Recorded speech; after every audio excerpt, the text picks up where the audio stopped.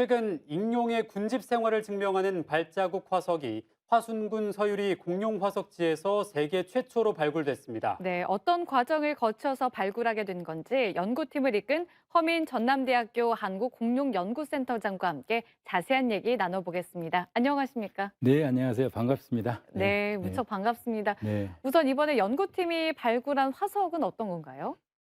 공룡은 아니고요. 당시에 이제 공룡 시대 하늘을 날아다니는 익룡 있죠.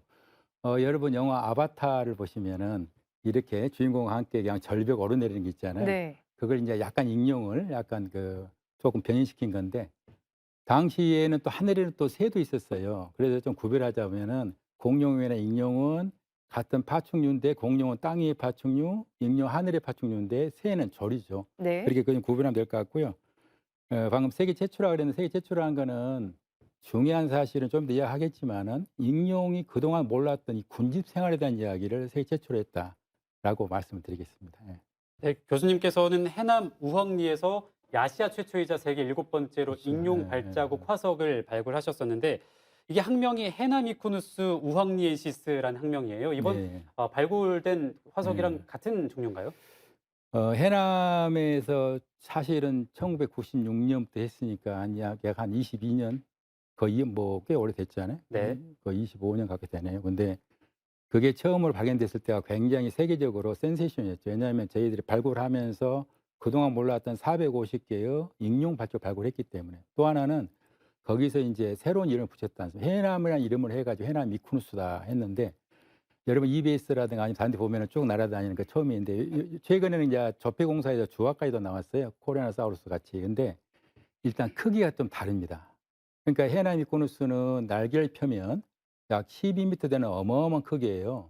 근데 여기 지금 이번에 나온 거는 윤가리테로이드 같은 종류로 해가지고 아주 작습니다. 그러니까 보통 날개를 펴면은 성체가 한 1.5m니 작죠. 해남이코누스하고는 완전히 반대고 또 하나는 여기는 해남 미크로소프트 약간 더 선조 살았던 것이기 때문에 구별되지만 해남의 그 중요성과 함께 이번에는 또 새로운 사실이 또 우리 고향에 나와서 정말 좋습니다. 네. 네, 그러니까 해남 이크누스랑은 좀 다른 종이다라는 말씀이신 건데요. 그죠. 그럼 네. 이번에 화순군 서유리에서 음. 발견된 이 익룡의 발자국은 어떻게 발굴을 하시게 된 걸까요? 사실 실제적으로 발굴이라기보다는 실제적으로 그동안 조사하는 과정에서 나온 것이고 앞으로 발굴해야 됩니다. 좀 더 구체 말씀드리면 현재 여기가 인제 그 저희들이 실제로 2012년 약 10년 전에 처음에 이걸 인제 떨어진 커다란 암벽 덩어리를 보니까 빽빽하게 나와서 그때 연구 시작했는데 한 8년 정도까지는 계속 그 층을 조사해도 잘 안 나오더라고요. 지금 네. 있는 층이 뭐냐면 여러분이 화순에 가면 왼쪽에 공룡 많이 나오는 데 있지만 거기는 오른쪽에 지금 거의 잘 안 가는 그 곳이에요. 대지층인데. 그러다 보니까 거기서 인제 또 일하다 보고 또 공사하다 보니까 또 떨어진 블록들이 많잖아요. 그래서 그걸 집중적으로 하다 보니까 약 10 개의 암석 블록에서 이렇게 약 5m 사이즈 되는 거대한 것들이 많이 나왔죠. 그런데 현재 앞으로도 저희들이 인제 주변을 좀 조사를 더 해서 사실은 발굴하게 되면 그 더 좋은 퇴적층이 드러날 것이고 지금도 또 다른 지금 연구를 못하는 상부층이 있거든요. 그래서 새로운 사실이 또 많이 나올 것 같다. 그러니까 공룡과 더불어서. 예. 네. 그러면은 보존 상태는 좀 좋은 편인가요? 사실은 보존이라는 게 되게 뭐 어떻게 보면 아주 좋은 겁니다. 지금 화면에도 보셨지만은 저 퇴적층에서 공룡도 좋았지만은 익룡은 아주 작은 거잖아요. 네. 이 작은 것이 보존되기 되게 어려워요. 그리고 보존이라는 거는 보면은 우리가 보통 인제 공룡이든 익룡이든 어떻게 땅 위에서 걸었을까 했을 때 뭐 어디 뭐 어떤 진흙바닥 위를 걸을 수도 있고 아니면 모래를 걸을 수도 있고 그렇게 있는데 실제적으로 여러분이 밟아서 알겠지만 아무리 진흙이라도 거기에 습기가 있으면 밟아서 푹 보존이 하드가 안 나와요. 네. 이게 완전히 건조한 상태에서 밟았는데 그다음에 다른 또 뭐 층이 쌓이거나 해 가지고 해야만이 보존되는데 그것이 지금 이력리만에 드러나니까 되게 어려운데 이번에 것은 너무 잘 보존됐어요. 네. 네. 이번 발굴이 익룡의 군집 생활을 증명하는 세계 최초의 증거라고 하셨는데 네. 이게 어떤 의미인지도 상당히 궁금하고요. 또 학계에서의 반응도 좀 궁금합니다. 해남에서 우리가 봤을 때 해남에서 처음 했을 때 대한민국에서 처음으로 그 익룡의 450개 발굴했다 해 가지고 그때 뭐 CNN을 비롯해 가지고 전 세계적으로 아주 그냥 뉴스가 굉장히 좋았잖아요. 그때는 뭐냐면 익룡이 하늘을 날아가지고 땅 위에 착지했을 때 이 앞발 뒷발을 어떻게 사용했냐 아무도 몰랐어요. 그런데 해남에서 이게 나왔기 때문에 아 이것을 앞발도 많이 사용했구나 이렇게 이제 이야기를 하기 시작했는데 이번에 같은 경우는 이제 중요한 게 뭐냐면 익룡이 날아다니면서 땅 위에 착지했을 때 이제 걔들은 어떤 생활을 했느냐가 중요한 건데 이번에는 이제 어린 개체부터 성체까지 어떻게 보면 형님 동생까지 한 패밀리가 집단적으로 약 350개 개체를 이렇게 그 발자국 남긴 거예요. 그러다 보니까 철새같이 막 와가지고 한 번에 그냥 딱 모여가지고 서로 장난하든 뭐하든 먹든 이런 식으로 한 군집에 일전 증거가 나온 거예요. 네. 지금까지 브라질에서는 뼈로 해가지고 이렇게 그 섞여 나온 건 있는데 실제 뼈는 어디서 이동했는지 이건 아무도 모르거든요. 근데 발자국은 증명이죠. 그래서 세계 많은 사람들이 지금 아주 지금 뭐 SNS 같은데 지금 난리죠 뭐. 예. 그렇군요. 예. 그런데 사실 정말 그냥 궁금한 게 약 한 9,000년 전의 그런 흔적들이잖아요. 네. 어떻게 이렇게 보존 상태가 좋을 수가 있을까요?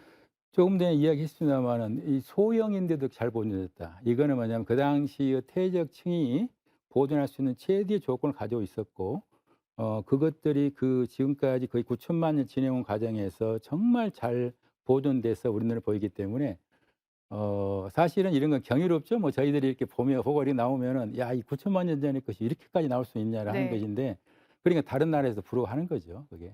저는 이제 이런 연구를 하다 보면은 이번에 제일 제자가 우리 박사과정에 정종윤 우리 박사과정생인데 다들 제자들 잘해요. 그래서 저보다 훨씬 더 보는 눈이 더 좋아요.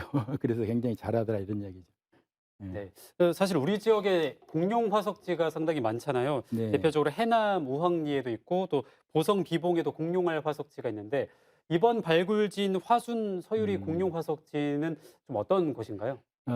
그중에 한 군데 여수 사도추도가 빠졌는데요. 실제적으로 유네스코의 지금 세계유산 잠정 목록에 방금 말한 그 세 곳에 여수 하서 네 군데하고 경남 고성에 5군데를 2002년에 좀 지정해 놨죠. 네. 그 정도 중요한데 방금 말씀하신 대로 해남은 정말 좋은 잘 보존 공룡하고 인룡이 나오는 거고 그다음에 보성은 공룡 아래 최대 집산지고 그다음에 여수 추도사도는 거의 공룡 말년에 7천만 년의 최후기에 네. 것으로 나오면서 한 3,800개의 공룡 발자국이 5개 섬에서 나오는 거고 여기 화수는 지금까지 60공룡의 속도 계산하는 데 최적이었어요. 거기에 그 처음으로 세계적 공룡 가속도 이론을 만들어내 가지고 그것도 우리 지금 목포 자연사에 있는 김보성 연구원이 만들었는데 그것을 보면서 영화 폭스사에서 미국 폭스사에서 다이노소 어드벤처도 인용했을 정도 되는 거예요. 그런데 그 공룡 처음으로 가속도 이론을 우리가 만들어낸 거거든요.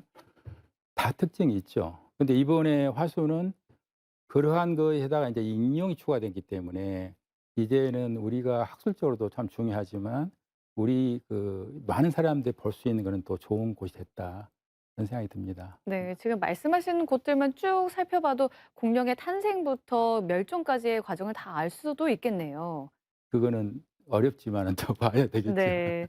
아무튼 이 화순 서유리 공룡 화석지는 이제 천연기념물 제 487호자 이제 무등산권 유네스코 세계 지질공원의 지질 명소로 이제 지정이 돼 있잖아요. 이번 발굴이 이 유네스코 세계 지질공원 재인증에도 좀 도움이 많이 될 것 같은데 어떻게 보시나요? 아주 큽니다. 왜냐하면 유네스코에서 최근에 실사를 강화시켰어요.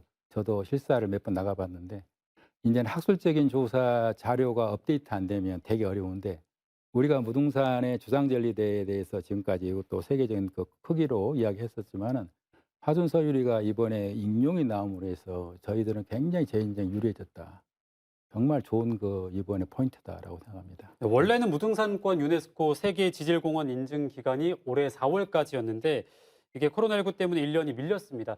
이제 또 재인증 준비가 좀 필요한 시점인데 지금 준비는 어떻게 이루어지고 있습니까? 제가 유네스코하고 개인적으로 본부하고 지속적으로 계속 또 컨택하고 그랬었는데 조금 전에 여기 오기 1시간 전에 제가 어제 보낸 메일이 답이 왔어요. 네. 그러니까 이게 지금 처음에 지금 아주 따끈따끈한 이야기인데 유네스코에서 한국의 실사를 준비를 했다. 그래서 조만간에 너희들하고 대화를 하겠다라고 이제 크리스토프가 연락이 왔더라고요. 네. 그래서 일단은 굉장히 좋고 근데 지금 중국은 아예 지금 실사를 못 합니다. 그래서 거기는 중국은 이제 제외시키고 이런 말씀 나왔는데 그래서 이번에 이제 실사 준비 그동안 사실은 작년에 했어야 되는데 코로나로 좀 밀려 있었거든요. 그래서 네네. 올해 하는데 일단은 재인증 알다시피 유네스코에서는 세계지질공헌은 4년 만에 재인증하는 거예요. 다시 말해서 처음 출발하고 그다음부터 얼마나 업데이트돼 있느냐, 잘했느냐 보는 거고 여기서 또 옐로우 카드, 레드 카드도 있어요. 세계유산은 6년 만에 하는 거거든요. 그래서 한 번 선정됐다고 반드시 영원한 건 아니고 그동안 계속 준비를 많이 해야 된다는 게 점검이기 때문에 저희들이 부족하지만 다들 열심히 하고 있으니까 또 모르죠. 열심히 해야죠 또. 네. 앞으로 이제 발굴과 연구를 더 본격적으로 하셔야 된다고 하셨는데요. 앞으로 이 화순 서유리 공룡 화석지가 계속해서 가치를 인정받기를 기대해 보겠습니다. 오늘은 화순 서유리 화석지에서 익룡 발자국을 발굴한 허민 전남대학교 한국공룡연구센터장과 얘기 나눠봤습니다. 오늘 함께해 주셔서 고맙습니다. 네, 감사합니다.